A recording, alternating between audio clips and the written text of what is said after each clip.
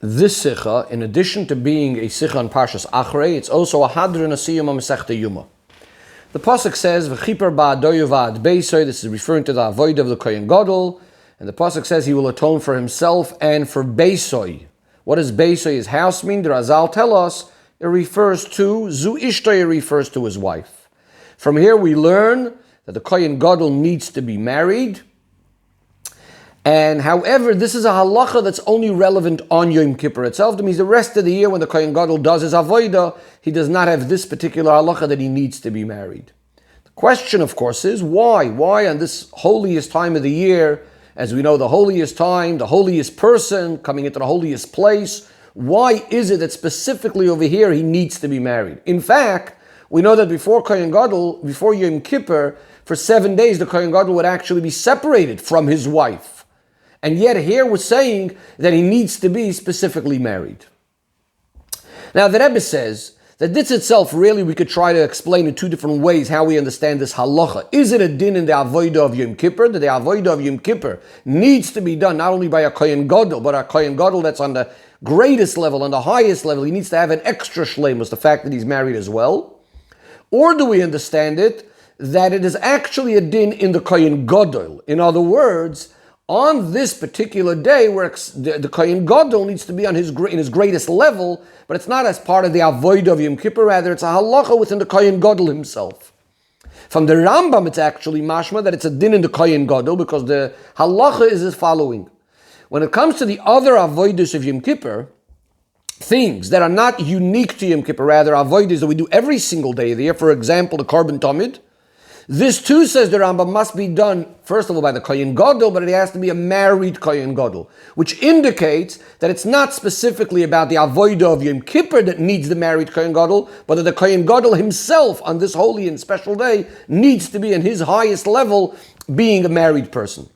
So we need to understand what this is all about.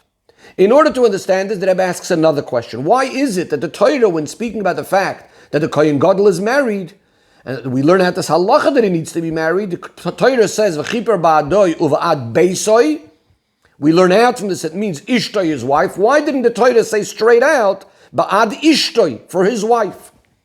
Which makes it sound like that it's not only about being married, but it's also in the specific type of marriage that we're talking about. It has to be in a way that it's beisoy, that this is his house. How do we understand this? The Rebbe brings a Gemara that Rabbi Yossi said. Now this Gemara, in the general context of the Gemara over there, it's speaking about many things that Rabbi Yossi did, special Hidurei Mitzvahs, special things that he was careful in. And one of the things the Gemara says is that Rabbi Yossi said, Miyoma, in my life, I never refer to Ishti, my wife, as Ishti, my wife.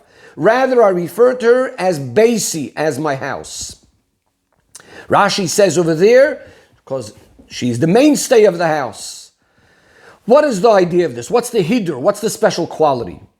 So the way the Rebbe explains it is that Rabbi Yossi was someone that in every single thing, he always saw things for what the purpose is, for what the goal is, never seeing things just for what they are right now.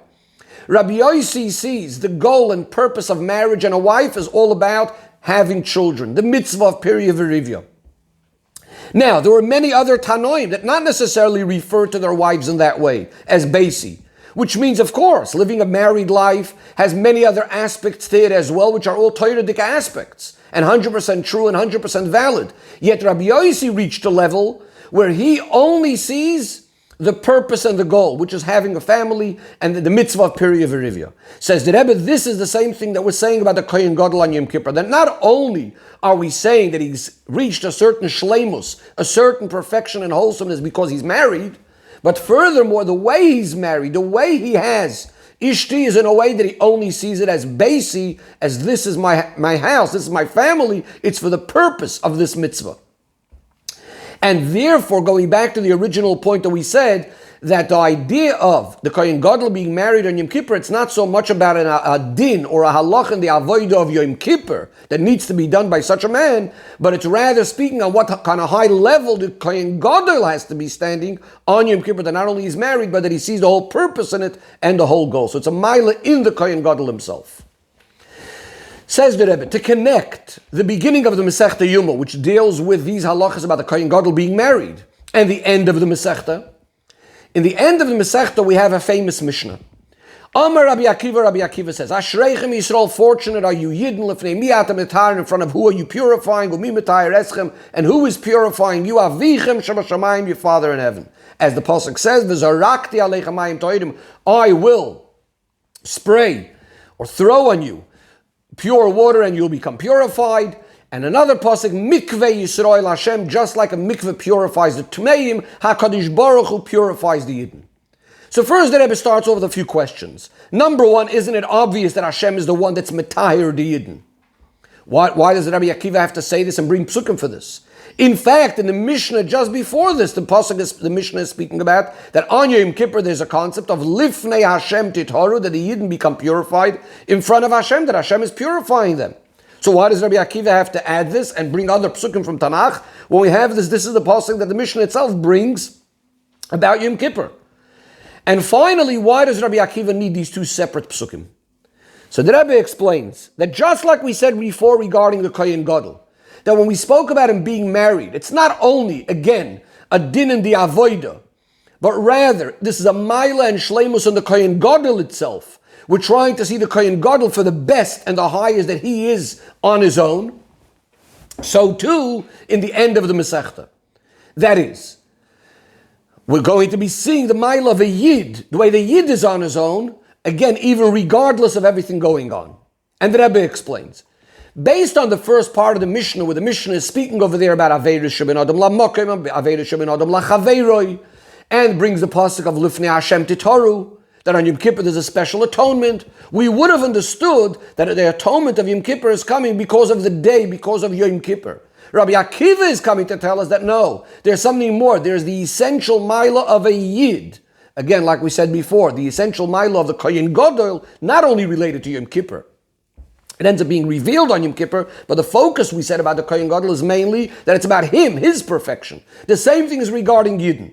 Yidden, it's not about the Yom Kippur, although it may be revealed the Kapara on Yom Kippur, but Rabbi Akiva is trying to tell us that there's a special bond between the Eibishter and Yidden, the special quality of Yidden, and their special connection to Aviyim Shabashamayim, and this is why he brings two psukim. The first pasuk, V'zarakti aleichem mayim tohirim, is Hashem spraying us, sprinkling us with water, meaning to say it's not even about our avoid, it's coming from Hashem, Hashem purifying us.